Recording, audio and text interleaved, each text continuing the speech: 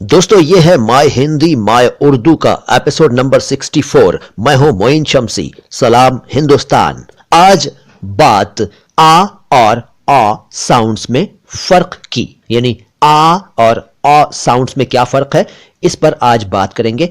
अगर आप नहीं समझे हैं तो अभी समझ जाएंगे। देखिए, कुछ शब्द हैं अंग्रेजी के, जैसे doctor, college, knowledge, lock, locker, locket, water, not, और भी बहुत सारे हैं। इनका उच्चारण यानी तलफ़ुज़ यानी प्रोनंसिएशन, जैसा कि आप जानते हैं, लगभग वैसा ही है जैसा मैंने अभी बोला। लेकिन इन शब्दों को जब आप हिंदी में लिखते हैं तो आप डॉक्टर के लिए ड के बाद आ लिखते हैं, यानी आ की मात्रा या आ का डंडा लगाकर ऊपर चंद्र बनाते हैं। इसी तरह college, knowledge, lock, locker, locket, water, not वगैरह शब्दों को अगर हिंदी में यानी देवनागरी में लिखेंगे तो आप ऐसा ही करेंगे, यानी अक्षर के बाद आ की मात्रा या आ का डंडा और ऊपर चंद्र। दोस्तों, अंग्रेजी के ऐसे शब्दों को हिंदी में लिखने के लिए ही इस तरीके की शुरुआत की गई थी, वरना हिंदी में इस तरह का साउंड होता ही नहीं है। वहां या तो आ होता है या ओ होता है, लेकिन ये जो है आ, ये आ और ओ के बीच का साउंड है, आ।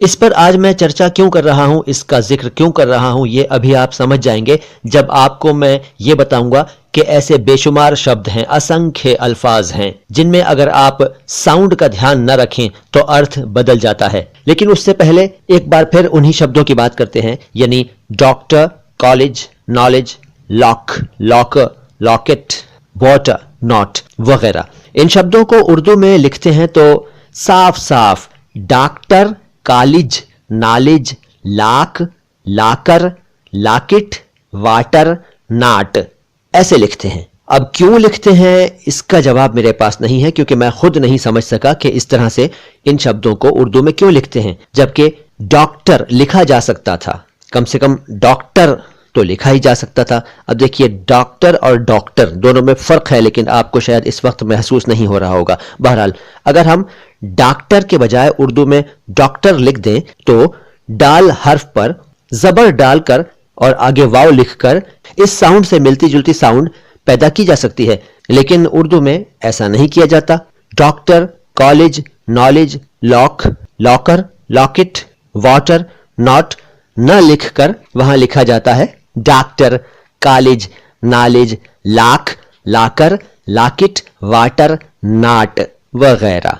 अच्छा, इन अल्फाज को, इन शब्दों को इस तरह से लिखने से फर्क कोई खास नहीं पड़ता। यहां तक कि अगर आप हिंदी में इनको इसी तरह से लिख दें, यानी डॉक्टर, कॉलेज वगैरह लिख दें, ऊपर चंद्र न लगाएं, तो इनके अर्थों पर कोई बहुत ज्यादा फर्क नहीं पड़ता। लेकिन अब मैं आपको ऐसे शब्द बताने वाला हूं जिनमें अगर आप चंद्र नहीं लगाएंगे हिंदी में लिखते समय, यानी देवनागरी में लिखते समय, तो उनका तलफ़ुज़ यानी उच्चारण तो बदलेगा ही, उनका अर्थ भी बदल जाएगा। दोस्तों, आज का टॉपिक थोड़ा सा उलझा हुआ लग रहा होगा आपको, जरा सा सब्र कीजिए, अभी आप समझ जाएंगे और फिर एंजॉय करेंगे। देखिए, एक शब्द है ALL, ऑल। इसको अगर आप हिंदी में लिखते समय यानी देवनागरी में लिखते समय चंद्र का इस्तेमाल नहीं करेंगे तो यह हो जाएगा आल। और आल आप जानते हैं प्याज की होती है, अनियन की। अनियन में जो कोंपलें निकलती हैं और फिर वो बड़ी हो जाती हैं तो वो आल कहलाती हैं। इसके अलावा उर्दू की बात करें तो उर्दू में अरबी से आया हुआ एक शब्द है आल। आल का मतलब है वहां पर औलाद, चिल्ड्रन, ग्रैंड चिल्ड्रन, वंशज वगैरह।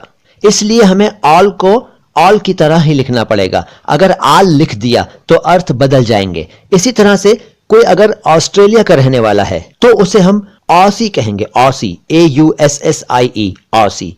लेकिन अगर हम इसको आसी कह दें या लिख दें तो देखिए, आसी उर्दू में दो तरह के शब्द होते हैं जो कि अरबी से आए हैं। एक इस तरह लिखा जाता है आसी, असल में ये आसी है, आयन अक्षर से लिखा जाता है, लेकिन इसको हम आसी कह देते हैं क्योंकि उर्दू में अरबी के उच्चारण बहुत ज्यादा नहीं चलते हैं। तो आसी, इसका अर्थ है बहुत ही बूढ़ा, बेहद बूढ़ा। और दूसरा आसी है आसी, ये वाला, यानी पहले वाले में सीन हर्फ था और इसमें स्वाद हर्फ है, आसी। इसका अर्थ है पापी, गुनहगार। तो देखा आपने, आसी अलग, आसी अलग। लिखते और बोलते समय उच्चारण का, तलफ़ुज़ का, प्रोनाउंसिएशन का ध्यान रखना ही पड़ेगा। अच्छा, एक चीज है गेंद। गेंद आप जानते हैं अंग्रेजी में बॉल कहलाती है, BALL, बॉल। उसको अगर आप बाल लिख दें या कह दें तो देखिए क्या हो जाएगा। बाल आप जानते हैं हेयर, हिंदी में केश कहते हैं। इसके अलावा कांच के किसी बर्तन पर जब क्रैक आ जाता है हल्का सा, तो उसे भी हम कहते हैं कि बाल पड़ गया। इसके अलावा हिंदी में बच्चे को भी बाल कहते हैं, बाल। तो बॉल अलग और बाल अलग, लिखते पढ़ते बोलते समय ध्यान रखना पड़ेगा। इसके अलावा एक और बॉल होता है अंग्रेजी का, BAWL, बॉल। इसका अर्थ है चिल्लाकर बोलना और झल्लाकर बोलना, बॉल। तो बाल अलग, बॉल अलग। इस तरह से और भी शब्द हैं, मैं अभी आपको कुछ और बताता हूं, लेकिन उससे पहले आपसे कहना चाहूंगा कि अगर आपको ये स्लाइड शो, ये वीडियो पसंद आ रहा है तो जल्दी से लाइक का बटन दबा दीजिए, और अगर आपने अभी तक हमारे चैनल को सब्सक्राइब नहीं किया है तो एक रेड कलर का सब्सक्राइब का बटन है आपके सामने, वो भी दबा दीजिए। और एक छोटा सा घंटी का आइकन है, घंटी का बटन है, वो भी अगर आपने हमारे चैनल पर अभी तक कभी नहीं दबाया तो दबा दीजिए, और पहले दबा चुके हैं तो मत दबाइए।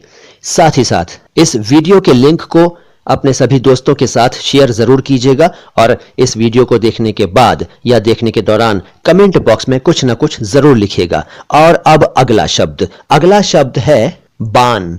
बान आप जानते हैं चारपाई में इस्तेमाल होते हैं, मूंज से बनते हैं बान। अगर आपका ताल्लुक गांव से है तो आप जरूर जानते होंगे बान।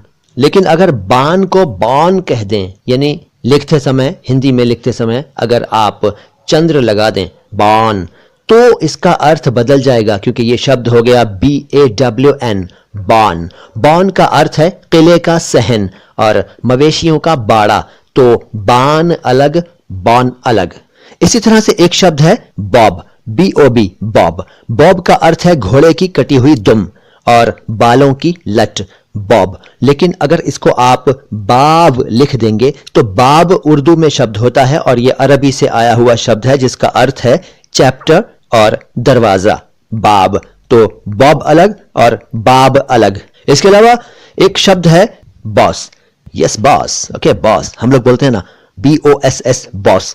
लेकिन इसको अगर आप बास कर देंगे तो बास का मतलब है स्मेल, तो बॉस अलग और बास अलग। और अगर आपने बांस कर दिया, यानी चंद्र के साथ बिंदु भी लगा दिया, तो बांस बैम्बू हो जाएगा, वो अलग शब्द है। तो खास तौर पर ध्यान रखना चाहिए हमें लिखते वक्त, हिंदी में भी और उर्दू में भी। बॉस अलग, बास अलग, बांस अलग। एक शब्द है कॉल, CALL, कॉल।